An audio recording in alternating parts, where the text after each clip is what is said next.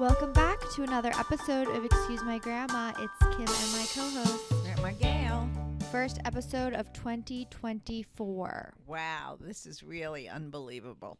It's 3 years of these episodes, Kim. Yeah, I was going to say we started January 2021. But I can't believe how time has flown. Did you think we would still be sitting here No. podcasting No. in the same apartment? I didn't think anybody would be that interested in our lives, but I guess there are more people than we know that are. So thank you, everybody. It's been a wonderful experience so far. Yeah. I know we've talked about this before, that you didn't know like what a podcast really was prior to starting, but like, what have your thoughts been since then? How's that evolved? Well, actually, I realized that people really use them all the time. They use them for information. They use them for entertainment, and I've done the same as well now. It's very interesting. You get different people's perspectives. When you're walking on the street, you put your earbuds in your ear, and you can listen. Earpads or whatever they're called. But AirPods. I don't do that. I listen to the actual podcasts in my room on my phone. I enjoy it, and when it comes to TikTok and Instagram too, like, people really treat it as a job. Yeah. Well, it has become a job. When people say, well, what do you do, that don't know anything about podcasts or about what's going on in social media, I think they're in the minority now. That's a dying breed. Most young people and anybody over the age of probably 70 now knows about social media, influencers, content creators, and we've become a part of that. Mm-hmm. So it's been fascinating, especially for me, less so for you because you knew about it so much. I really didn't, and it's where most people get their information from. For good or bad, by the way. I feel like it was a thing older adults did to seem like they were better than or smarter than you, when they were like, oh, I don't go on that. Like, that's not something I do. But now you kind of just seem like ignorant and like. Right. I mean, I'm not saying you should get. I still read the newspaper, and as most people of our age do, because I like to read an entire article, not just a snippet of what the news is. But it's basically how young people get their information. And I hope that if somebody listens to us, it isn't the end-all thing on relationships, but it's a beginning of a talk, and you get ideas from Kim about dating now and about what I think about dating and other subjects that we often talk about. Mm-hmm. And so no one's saying rely on one thing. Right. It's more just like another baseline. Form. It's a baseline. Yeah. It's a baseline that people are now enjoying. Everybody comes up to us that we know.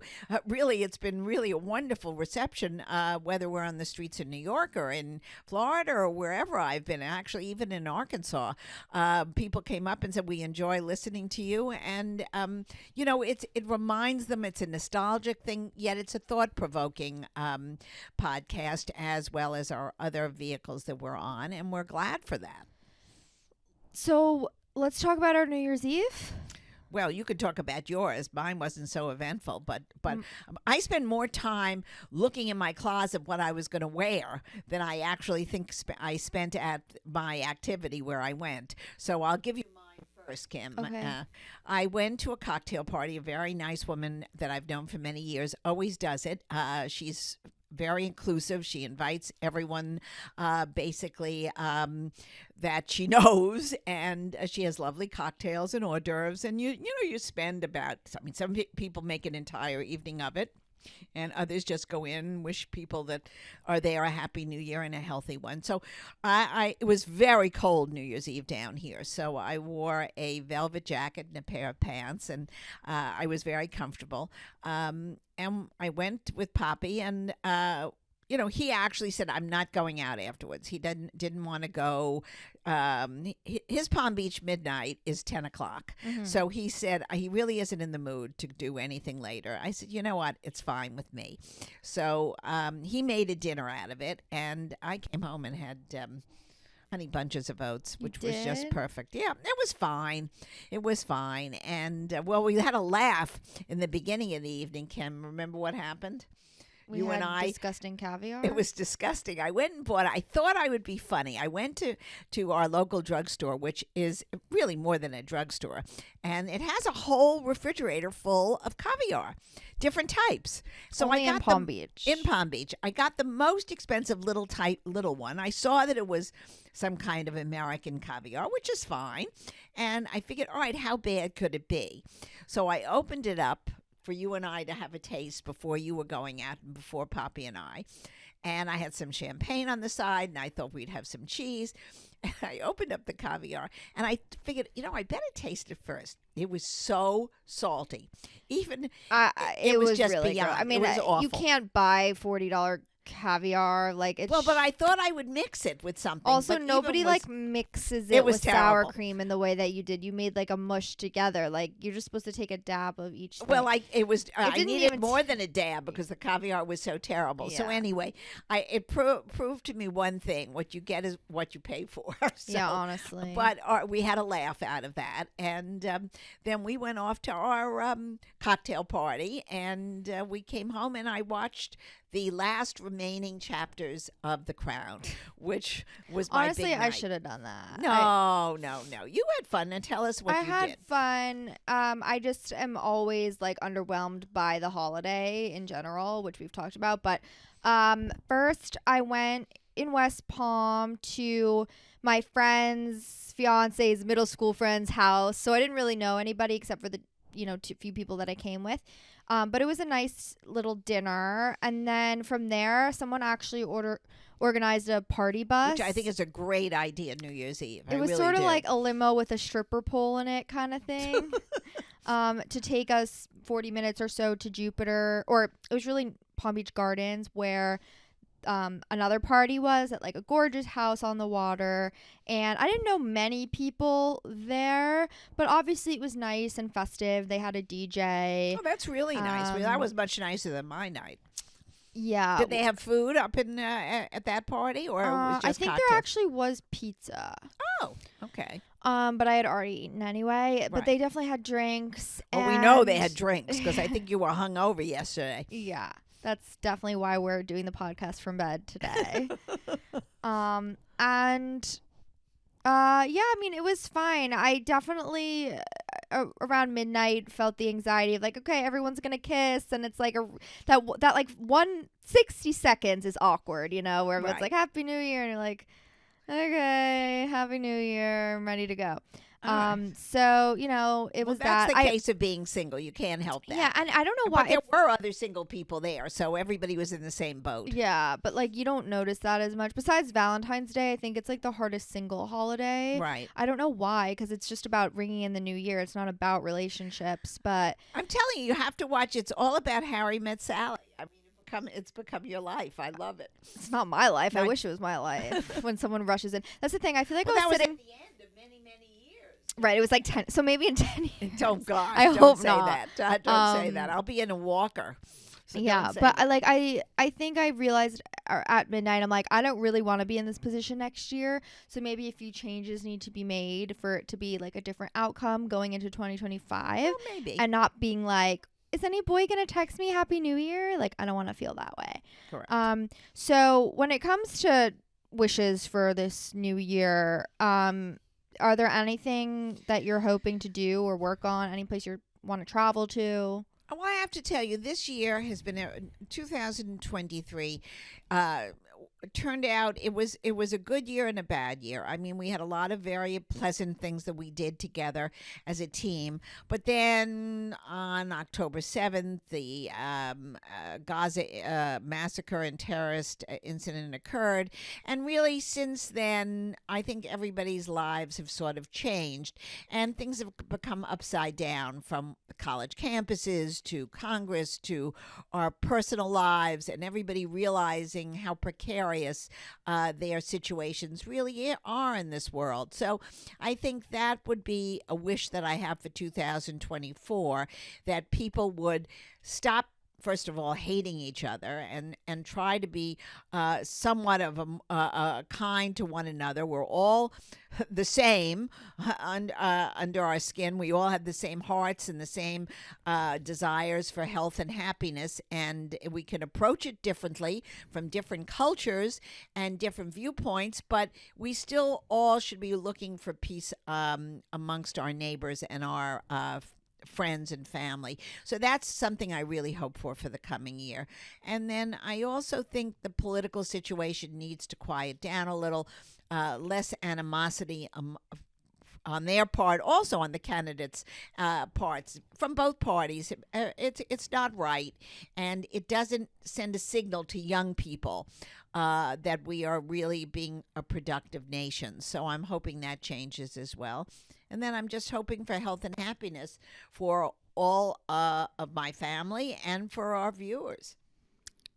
I think that's a great message. So then on a day-to-day basis, how are you going to work on those? Well, I'm really not in charge of anything. So I just go about my own life trying to make other people happy within my own little small circle, and if anything I can do, I do try, with whether it be a smile, a good morning, how was your day, I hope you're feeling well, making the call to somebody you know isn't feeling well and trying to cheer them up. I think all the little things that one does on a personal level can create a larger atmosphere of happiness, and I think that's something that everybody should be doing now.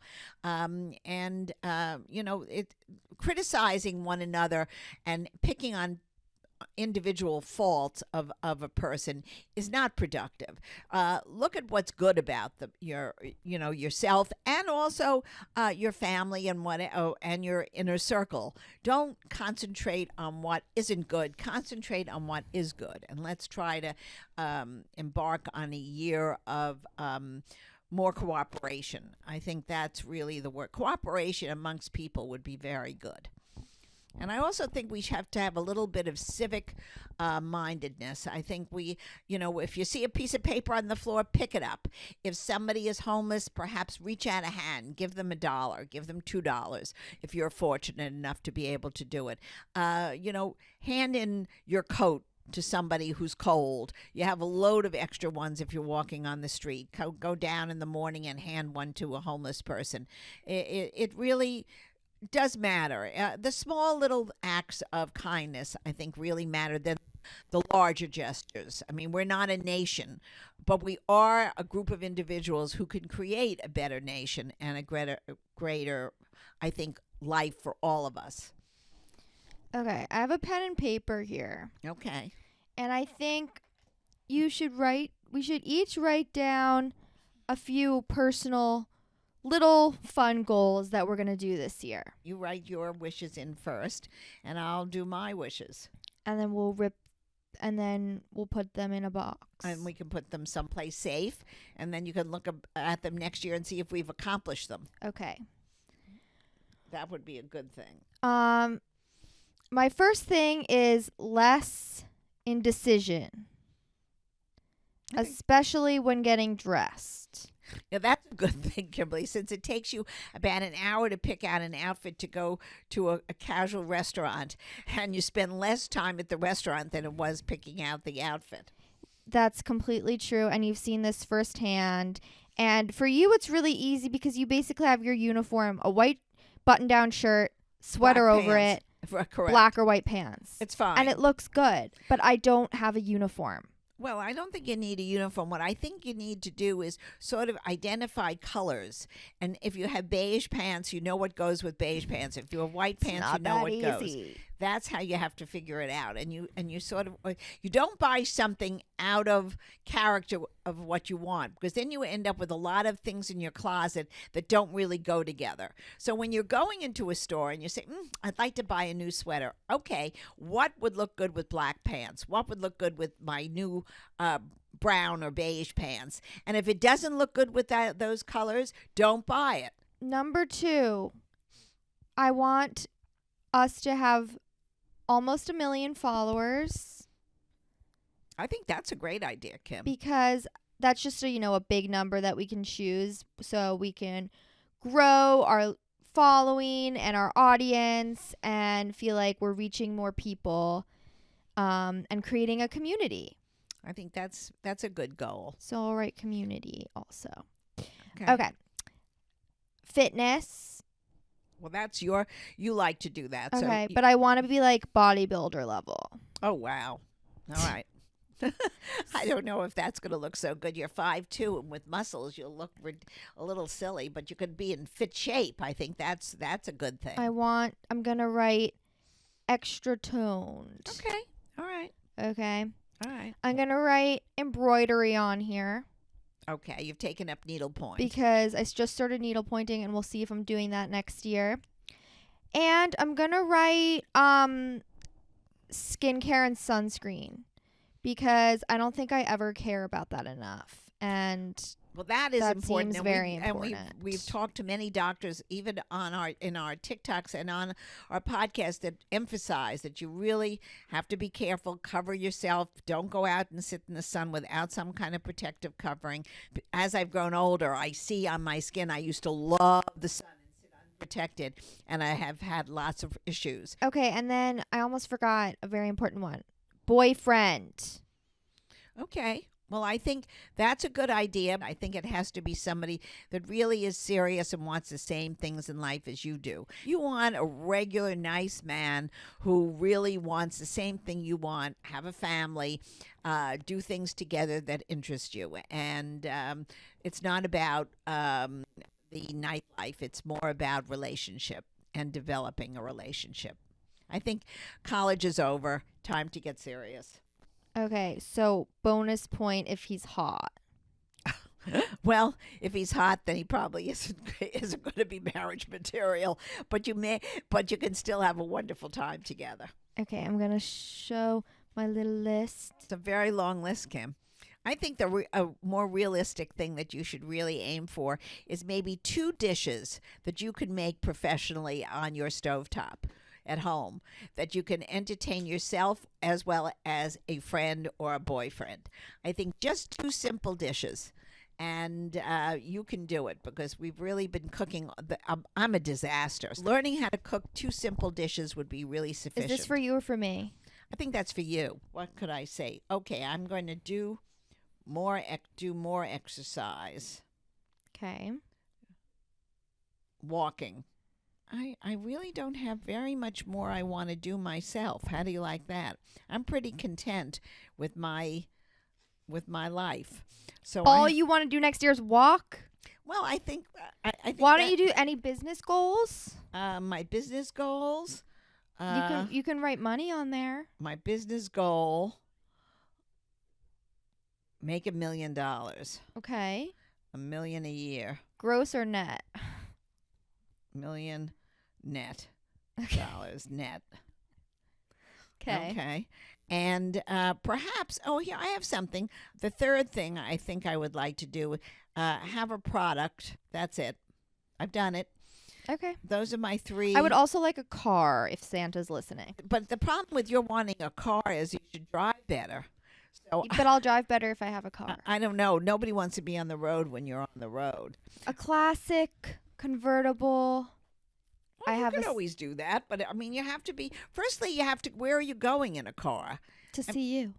Well, I have no idea. So wherever you're going, if that's what you want, you should do it. But I think you have other things on your list that you should This do is true. first. Okay, I think those are some good goals for the new year. We're going to put this sheet in a little shoebox or somewhere safe so And we see can come if we back to achieve it by next year. next year. Okay, Okay. another great episode of Excuse My Grandma. Follow us online, on social media. We are Excuse My Grandma. Share it with your parents, grandparents, grandkids. Talk about it with them. And We want to hear some of your goals as well. So that would be very interesting for us. yes, we